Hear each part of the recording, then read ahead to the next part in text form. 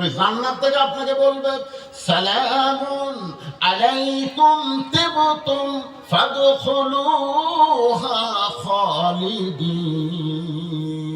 চলে আসো, ওই কষ্টের দুনিয়ায় তোমার থাকা লাগবে না। এই দেখো জান্নাতের দরজা খোলা হলো, তুমি চলে আসো জান্নাতে। দুনিয়ার মানুষ তোমাকে কবরে দিবে আর আল্লাহ তোমাকে জান্নাতে বরণ করে নিবে।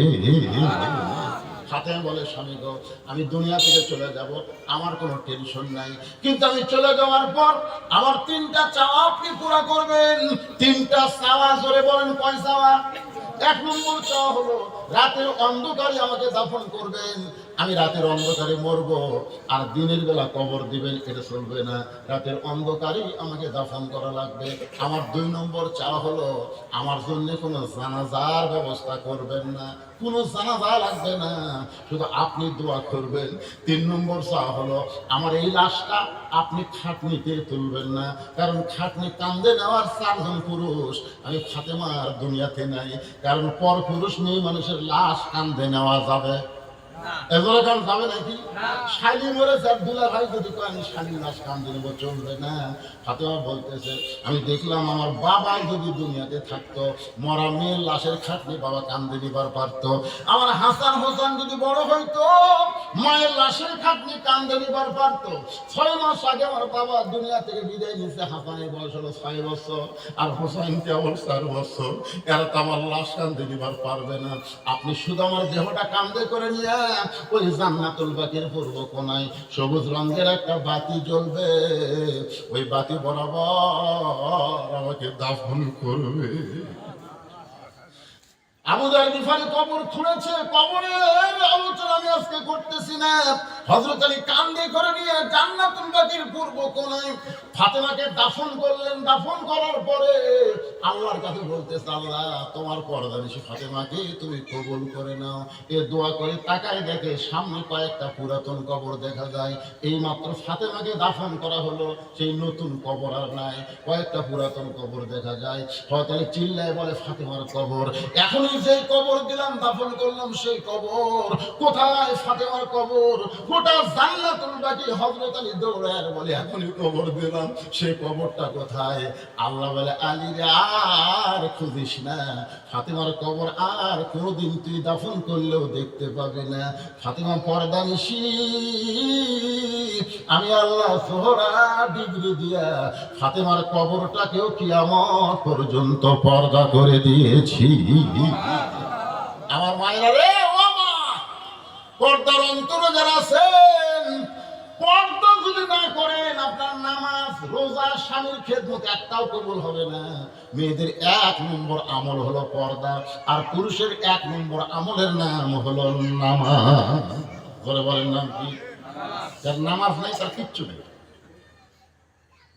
ইমাম মালিক রহমতুল্লাহ আলাইহি বলেন, তোমরা যদি জানো যে কোনো বেনামাজি ইচ্ছা করে নামাজ পড়েনি, এই বেনামাজি মারা গেছে, এই নামাজেরা শোনো। ইমাম মালিক 4টা মাযহাবের মধ্যে সবচেয়ে কঠিন ইমাম ছিল ইমাম মালিক, সুবহানাল্লাহ বলে। তার কবর জিয়ারত করার তৌফিক আল্লাহ আমাকে দান করছে। আমি ইমাম মালিকের কবরের পাশে 8 ঘন্টা দাঁড়িয়েছিলাম। ওনার কবর হচ্ছে জান্নাতুল বাকি, হালিমাতুস সাদিয়া নবীর দুধ মার কবর থেকে সামান্য একটু ফাঁকি। ওনার বাড়ি কিন্তু ছিল মক্কায়। ইমাম মালিকের বাড়ি কোথায়? মক্কায়। 11 বছর উনি কাবার ইমাম ছিলেন, 11 বছর। ইমাম মালিকের বর্তমান বাড়ি এখন মাকতাব বানাচ্ছে। মাকতাব মানে কিতাবের ঘর।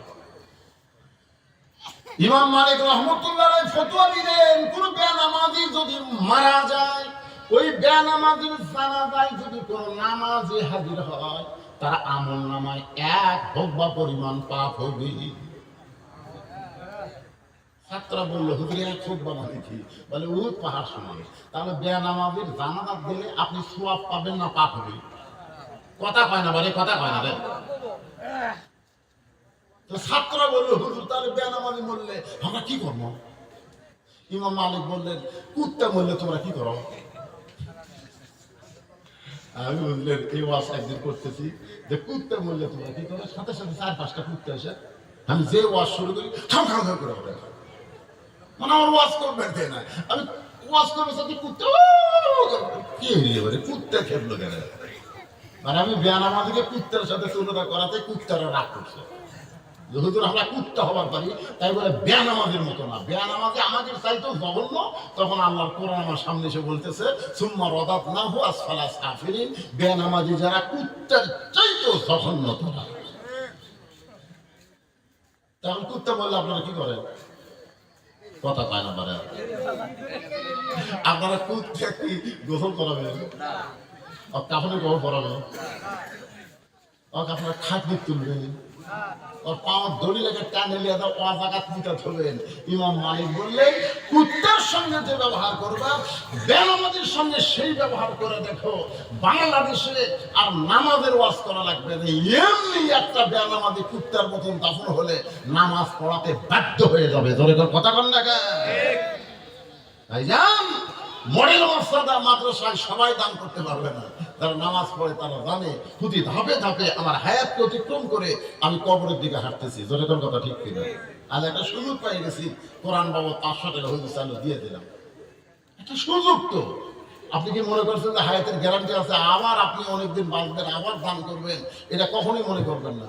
যারা আমাকে দাওয়াত দিবার গেছিল, বা আপনারা যারা যান, আপনারা যাই দেখে আসেন। আমার 39 বছর ওয়াজের বয়স। আমি 17 বছর বেগার দিছি। বেগারটা বোঝেন? 17 বছর ওয়াজ করা জনগণ কি দিচ্ছে আমি দেখিনি। ওপরে একটা 100 টাকা, ভিতরে 10 টাকা, এরকম মোটা করা বাধা করতেছে। হ্যাঁ, পকেটে থুলি বাইক গুলা দিকে 250, 300, 500, 700।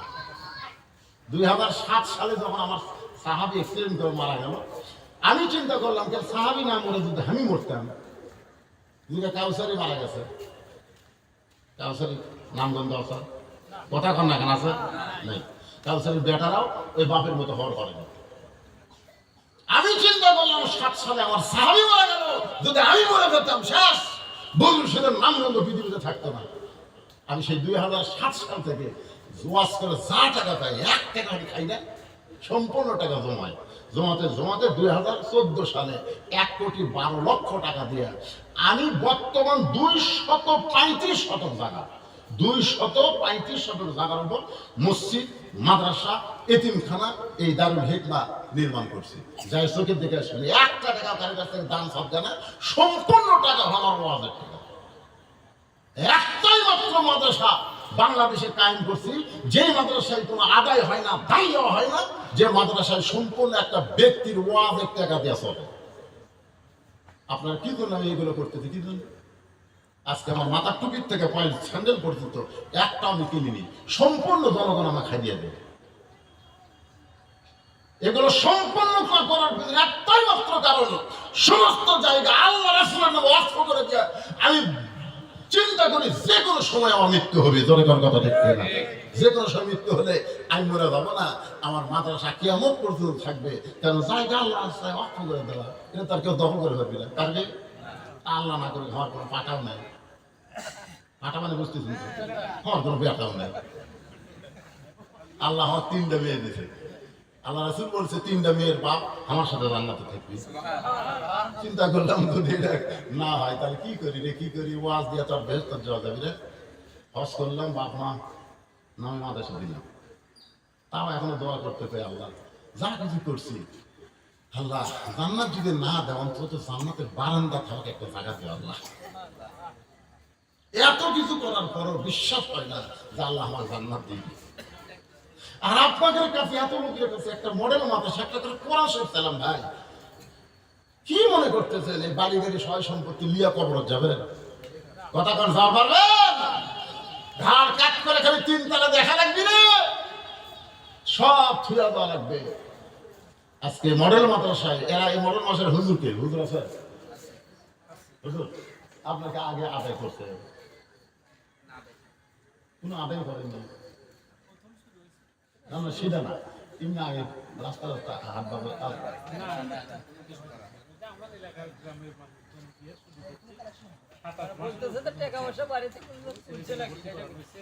আর প্রধান অতিথি কিছু দিল বাবা, শহীদ দিবি 18 লক্ষ। মাশাআল্লাহ। যাক, নগদের দরকার নেই। 2500 ইট মানে কি বুঝতেছেন? 2500 ইট। 1000 ইটের দাম 10,000। উনি দিবেই। আল্লাহ জানো তাকে একটা জয়ের মালা দেয়, সবাই খানে আমি এরকম লোকেরাই তো। আমি যে একদের ওয়াজ করলাম, উমর ফারুকের ওয়াজ, নেতা তো ভালো মানুষই হওয়া দরকার, যেরকম ঠিক কিনা? চোর ছেঁচড়া সব নেতা হচ্ছে, যা আছে সব বেগুন পড়া বানাচ্ছে, বেগুন পড়া। আমরা বাংলাদেশের টাকা নেই, সব টাকা চলে গেছে বিদেশে, কেনাটায়। ওয়াজ হচ্ছে দিতে লাগবে, বুঝলেন, কিন্তু ওয়াজ মাথার বাড়ি হয়েছে। তারপরে যা কিছু করিলাম, আল্লাহ পাক আমাদের সবাইকে ফজরের নামাজ জামাতের সঙ্গে আদায় করা তৌফিক দেখ, সকল বলে আল্লাহ আমিন।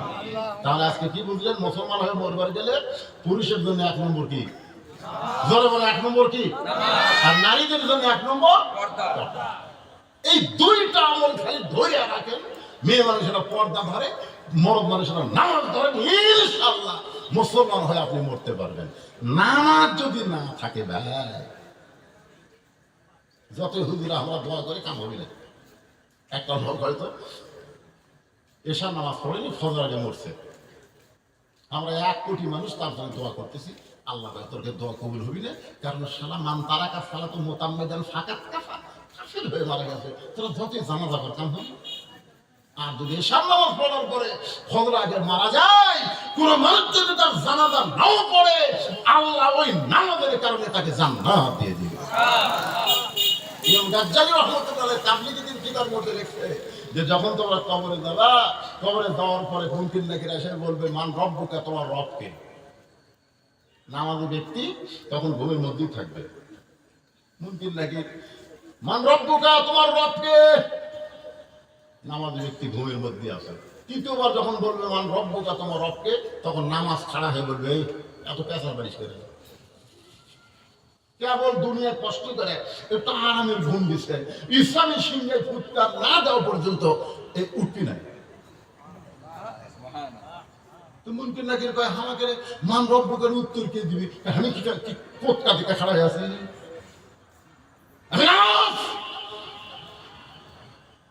বলে এই লোকটা সারা জীবন কয় ওয়াক্ত নামাজ পড়ছে? মুনকির নাকির কয় আমাদের তো ক্যালকুলেটর নাই ভাই, ক্যালকুলেটর নাই, মান রব্বুকে প্রশ্ন করছে।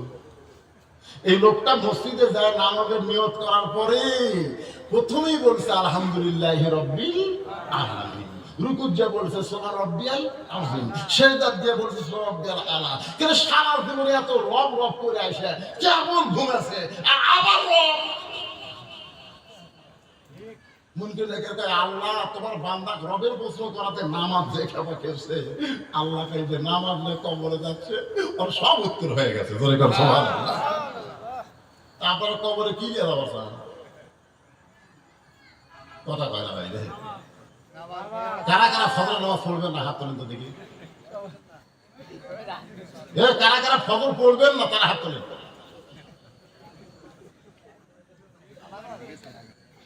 মাশাআল্লাহ, তার মানে সবাই ফজর পড়বে। আল্লাহ আল্লাহ ভাঙ্গাচোরা মাহফিল আল্লাহ তুমি কবুল করো। আল্লাহ এই মডেল মাদ্রাসাকে আল্লাহ তুমি কবুল করো।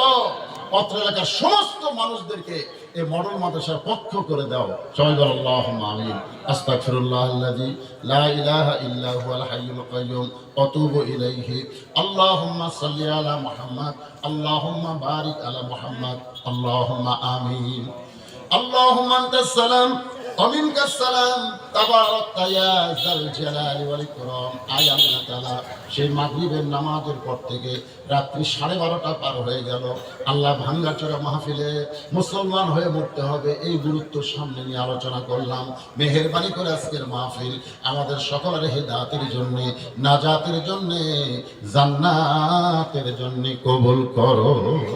এই মাহফিলের শুরু থেকে শেষ পর্যন্ত যে আলোচনা হয়েছে আল্লাহ, এর মধ্যে যদি ত্রুটি হয়, ভুল হয়, মাফ করে দাও। যা হাদিয়া মঞ্জুর করো। সোনার মদিনায় নবী পাক রওজা মোবারকে কবুল করে নাও। তামাম আম্বিয়ায়ে কেরাম, আসহাবে কেরাম, তাবিঈনে কেরাম, তাবিঈনে কেরাম, তামাম পৃথিবীর মাটির নিচে যত মুমিন মুমিনা শুয়ে আছে আল্লাহ, সকলের আরওয়াহ পরে হাদিয়া কবুল করো।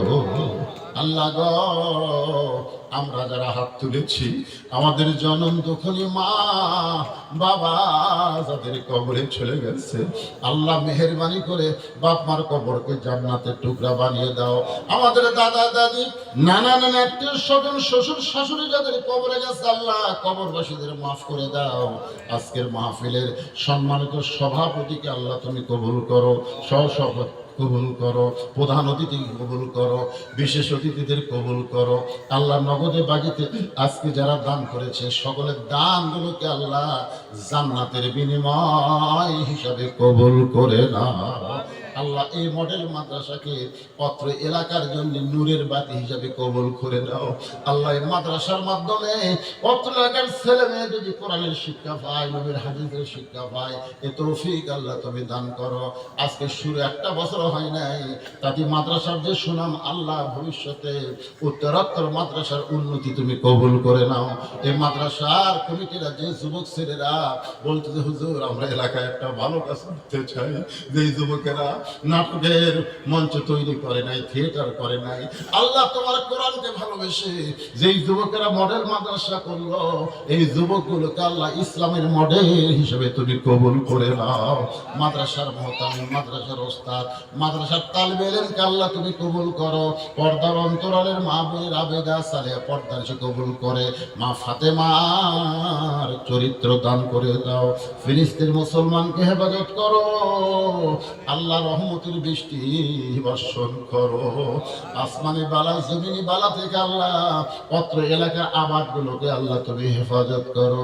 যে যা নিয়োগ করে হাত তুলেছে, আল্লাহ সকলের নেক নিয়ম নেক আশা তুমি কবুল করো। যেদিন আমাদের মৃত্যু হবে, সেই দিন আমাদের জবানে জারি করে দিও লা ইলাহা ইল্লাল্লাহু মুহাম্মাদুর রাসূলুল্লাহ সাল্লাল্লাহু আলাইহি ওয়াসাল্লাম। আসসালামু আলাইকুম ওয়া রাহমাতুল্লাহি ওয়া বারাকাতুহু।